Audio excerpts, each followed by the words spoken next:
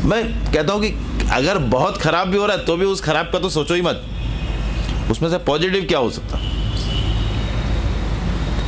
किसी भी स्टेज पे पॉजिटिव क्या हो सकता, बेस्ट में बेस्ट हम उस समय क्या कर सकते हैं। कर्म ज्ञान की समझ यही है, यही आपको आगे तक ले जाएगी। इसीलिए कहते हैं इसमें इंपॉर्टेंट उतनी चीजें नहीं है जितना इसको समझकर अपनाना इंपॉर्टेंट। अगर अपनाओगे नहीं ना तो कोई उसमें फर्क नहीं आएगा, जब अपनाओगे तो 100% फर्क है। जैसे मान लीजिए आपने खाना बना के रखा, बहुत मेहनत करी, मान लीजिए जिसके लिए बनाया उसने बोला अरे इसमें नमक तो डालना भूल ही गई, हो सकता है भूल गई हो,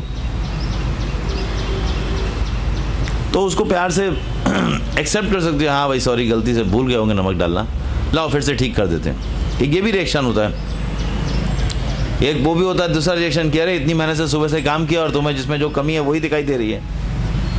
तो कई लोग तो क्या बिना नमक का ही खा के चले जाते हैं। क्यों? क्योंकि उनको पता है कि अभी नमक की ज़्यादा मिर्ची लगेगी अंदर, अगर कुछ बोल दिया तो। नमक तो नहीं है तो ठीक है, अभी अगर बोला ना नमक नहीं है तो मिर्ची बता रहे लगे अंदर, ठीक है बिना नमक का खा लो ना। लेकिन हर चीज़ को क्यों नहीं उस तरह से लेते हो कि कोई चीज़ है कमी रह गई होगी, हो सकता है, तो उसमें कमी रहने में उसी का सुधार करना तो हमारी बुद्धिमत्ता, हमारी योग्यता है। कमी रहना इंपॉर्टेंट नहीं है, लेकिन कमी को सुधार लेना खुशी खुशी, बिना विचलित हुए, बिना डिस्टर्ब हुए, वो कब कर पाओगे? जब तुम खुद खुश होगे। होता क्या, हम पूरे दिन अपने आप को इतना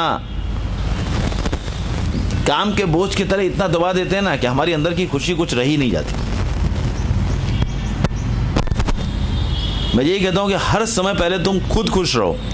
तुम खुद खुश रहोगे तो तुम परिवार को भी बहुत कुछ दे सकते हो, समाज को भी बहुत कुछ दे सकते हो, और जहां पर काम कर रहे हो वहां भी बहुत कुछ दे सकते हो। लेकिन तुम खुद खुश नहीं होगे तो कहीं कुछ नहीं दे सकते। ना तुम परिवार को दे पाओगे, ना अपने आप को दे पाओगे, ना समाज को दे पाओगे, ना जहां काम करते होगे वहां दे पाओगे।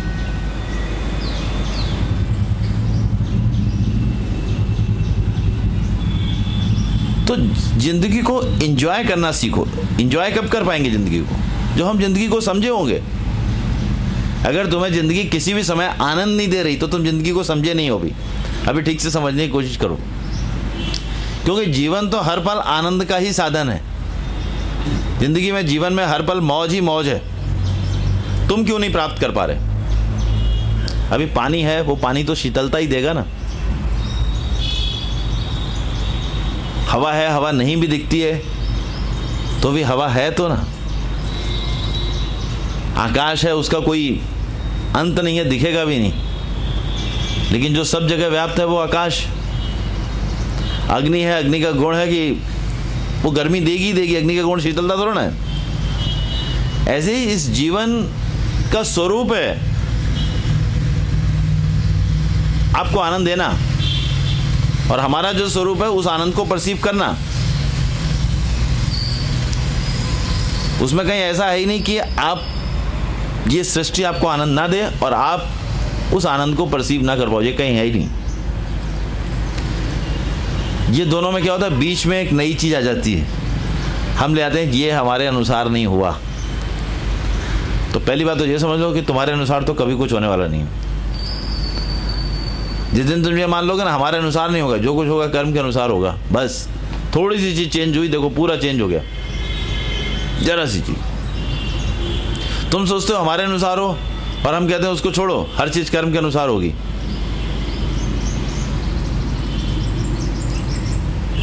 तुम सोचते हो कि ये बच्चा हमारे अनुसार नहीं चलता, पति हमारे अनुसार नहीं चलता, पत्नी हमारे अनुसार नहीं चलती, सास ससुर हमारे अनुसार नहीं चलते। हम कहते हैं वो तुम्हारे अनुसार नहीं चलेंगे, तुम अपने अनुसार चलो बस,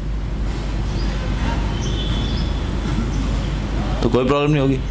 तुम कहीं पर बॉस होते हो, बोलते हो हमारे एम्प्लॉयज हमारे अनुसार नहीं चलते, वो तुम्हारे अनुसार नहीं चलेंगे, तुम अपने अनुसार चलो। जो डिसीजंस हो उनको इम्प्लीमेंट करो राइटिंग में, अपने आप देखो सब ठीक से काम करेंगे।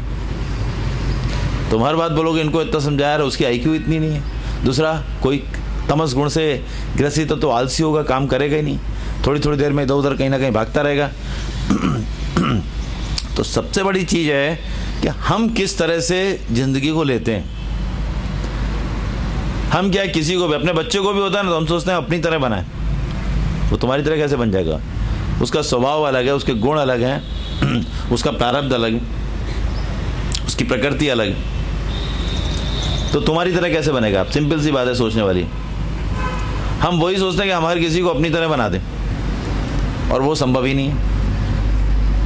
संभव एक ही चीज़ है, हम हर परिस्थिति में अपने आप को ऐसा बना दें कि हमें परिस्थिति विचलित ना करे। ये 100% संभव है। थोड़ा सा चेंज करो, दूसरे को मत देखो, अपने को देखो कि हम किसी भी परिस्थिति में विचलित ना हो। उसके लिए हम 2 सिद्धांत लगाएंगे। एक तो फल किसी भी समय हमारे अनुसार नहीं आएगा, दूसरा परिस्थितियां हमारे अनुसार नहीं बनेंगी, या दूसरा व्यक्ति हमारे अनुसार वर्तन या रिएक्शन नहीं करेगा। बस